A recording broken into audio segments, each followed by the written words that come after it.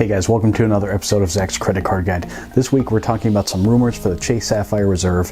The annual fee might be going up, but there might be some benefits on the horizon. So this is similar to what American Express has done recently, where some of the annual fees have gone up on the cards, but then they give us additional benefits to go with it.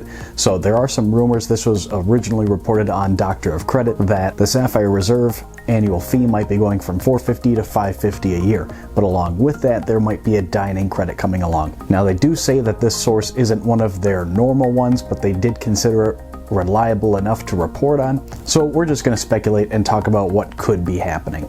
So of course in the credit card game things are always changing. The banks are constantly competing for our business, especially in the premium card space, which of course the Sapphire Reserve, that's where it sits as a $450 annual fee card. So American Express has been really aggressive in trying to maintain their products and keep them competitive. We've seen a lot of changes this year, particularly with the Amex Gold, that positions itself as kind of a dining card that competes with the Sapphire Reserve. Now right now with the Reserve we get the $300 travel credit to help offset the annual fee, making the annual fee really $150 out of your pocket. Now if that goes up to $550, I'm hoping that we get some credits again to help offset that, because the banks don't usually increase the annual fees and not give us anything back. The idea is that they raise the annual fee to help pay for these additional benefits, and they kind of count on that not everybody's going to maximize it so that they end up making money.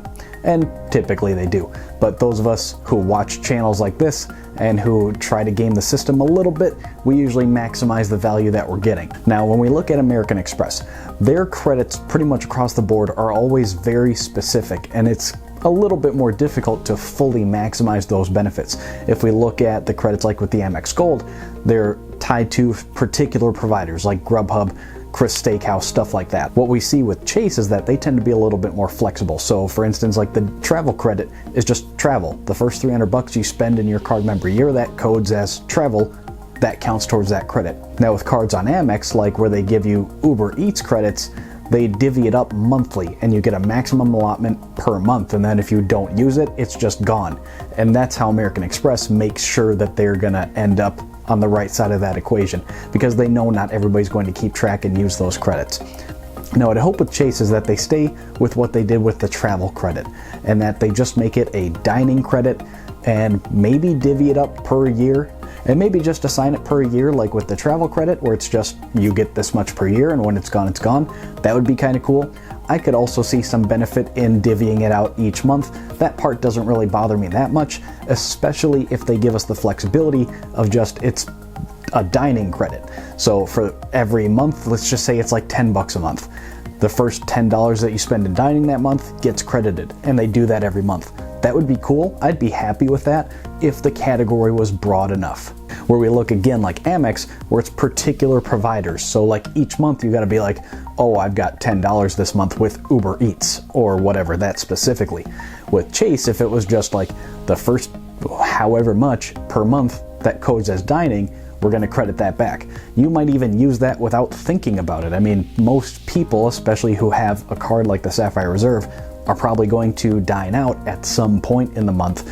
So if it just uses it automatically, that'd be really cool, and I think that would be more consistent with what Chase has been doing. That flexibility really positions them, in my mind, higher than American Express. Now, nothing against Amex. I love Amex. I have several of their cards. They've always been good to me.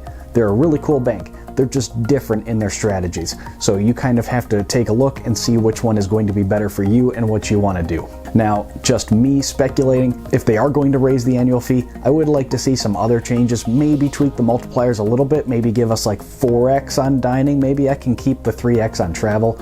At least me personally, I don't spend a lot on travel annually. It's kind of like those couple big trips that I might actually use those 3 times multipliers.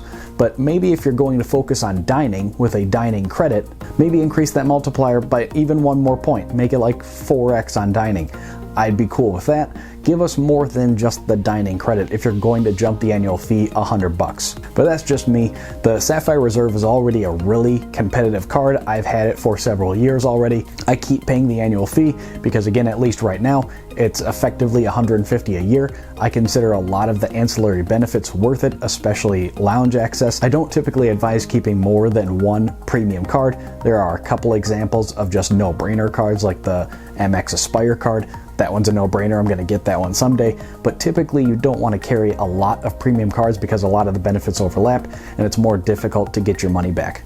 But like I said, Sapphire Reserve, no-brainer card. So what I want to know from you guys is, what do you think about this? How would you like to see any sort of dining credit laid out? If it was up to you, how would you structure it? What would you do? What would you like to see? Let me know down below.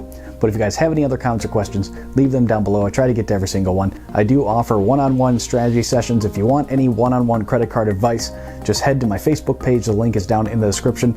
Send me a message. We can talk some strategy. That's all I've got for you this time, guys. See you at the next one. Hey, thanks for watching. Make sure to drop a comment down below and give the video a thumbs up. Here's some other videos that I think you'll really like. Make sure to subscribe to the channel so you don't miss any future videos, and I'm on Facebook and Twitter as well. See you at the next one.